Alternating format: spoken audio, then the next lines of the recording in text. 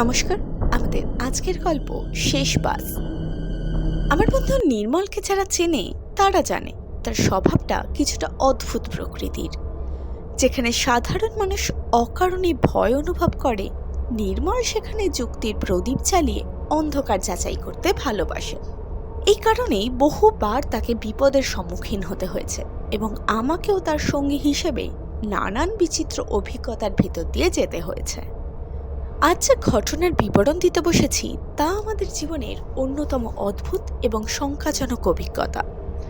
ঘটনাটা শীতকালের। আমরা গেছিলাম ঝাড়গ্রামের দিকের এক প্রত্যন্ত গ্রাম চাঁদপুরে।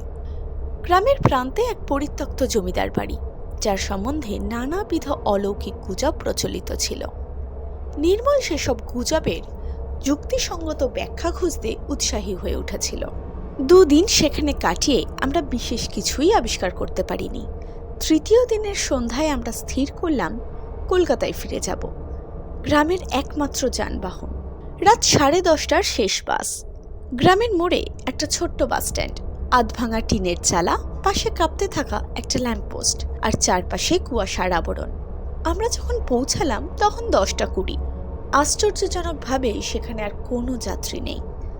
গ্রামটা যদিও ছোট, তথাপি অন্তত 2-4 জনের উপস্থিতি প্রত্যাশিত ছিল। কিন্তু সেদিন অদ্ভুত নীরবতা বিরাজ করছিল। কিছুক্ষণ পরে দূরে দুটো ম্লান আলো দুলতে দুলতে এগিয়ে এলো। একটা পুরনো বাস, রং চটে গেছে, গায়ে সময়ের ক্ষতের চিহ্ন স্পষ্ট।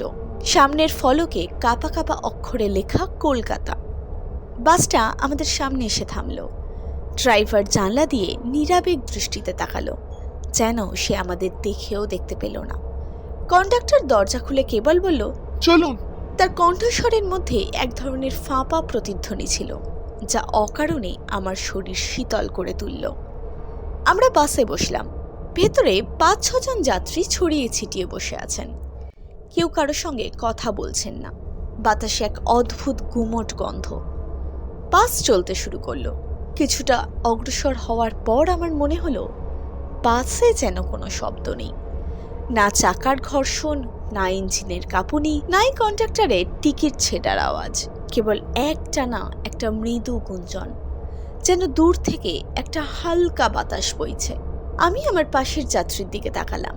তিনি জানলার বাইরে দৃষ্টি স্থির করে বসে আছেন, মুখ ফ্যাকাশে, চোখের পাতা প্রায় অনড়।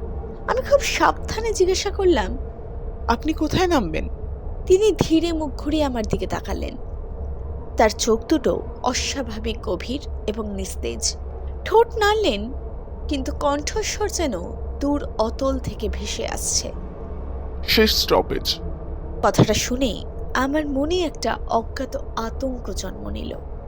জানলার বাইরে তাকিয়ে দেখলাম পথটা আমাদের পরিচিত নয়। আমরা যে রাস্তা দিয়ে এসেছিলাম এটা সেই পথ নয়। দুপাশে অন্ধকার মাঠ, কোনো গ্রাম্য আলো চোখে পড়ছে না। কুয়াশা যেন আরও ঘন হয়ে উঠেছে। নির্মল উঠে ড্রাইভারের কাছে গেল। তাকে প্রশ্ন করল, আপনি কোন পথে যাচ্ছেন? ড্রাইভার কোনো উত্তর দিল না। তার 2 হাত স্টিয়ারিংয়ে স্থির, কিন্তু আশ্চর্য, বাসের গতি কিংবা দিক পরিবর্তনে তার কোনো সক্রিয় ভূমিকা চোখে পড়ল না। বাসটা যেন নিজের ইচ্ছায় চলছে। এই সময়ে বাসের ভেতরের আলো হঠাৎ একবার নিভে গিয়ে পুনরায় জ্বলে উঠল। আর তখনই আমরা দেখলাম সব যাত্রী একই সঙ্গে আমাদের দিকে তাকিয়ে বসে আছে। তাদের চোখে কোনো স্বাভাবিক জ্যোতি নেই, বরং এক অদ্ভুত শূন্যতা। কন্ডাক্টর ধীরে ধীরে আমাদের দিকে এগিয়ে এসে বলল, টিকিট হয়নি। নির্মল দৃঢ়স্বরে বলল, আমরা ভাড়া দিয়েছি। কন্ডাক্টর মৃদু হাসল, এক নিষ্প্রাণ হাসি। সে বলল, এই বাসে ভাড়া টাকা নয়, সময়। কথাটার অর্থ বুঝে ওঠার আগেই বাসের সামনের কাছে এক অদ্ভুত দৃশ্য ফুটে উঠল। একটা ভাঙাচোরা বাস খাদের ধারে উল্টে পড়ে আছে। চারপাশে ছড়িয়ে ছিটিয়ে বিভিন্ন দেহাবশেষ। আমার মনে পড়ল কয়েক বছর আগের সংবাদপত্রে পড়েছিলাম এই রুটের শেষ বাস একটা দুর্ঘটনায় পতিত হয়েছিল। সকল যাত্রী প্রাণ হারান। সেই ঘটনার পর থেকে নাকি রাতের শেষ বাস আর নিয়মিত চলাচল করে না। বাসের গতি ক্রমে বাড়তে লাগলো। জানলার বাইরে এখন কেবল কুয়াশা আর অস্পষ্ট ছায়ার আবর্তন। কন্ডাক্টর ঘোষণা করলো, সে স্টপেজ এসে গেছে। দরজা নিজে থেকে খুলে গেল।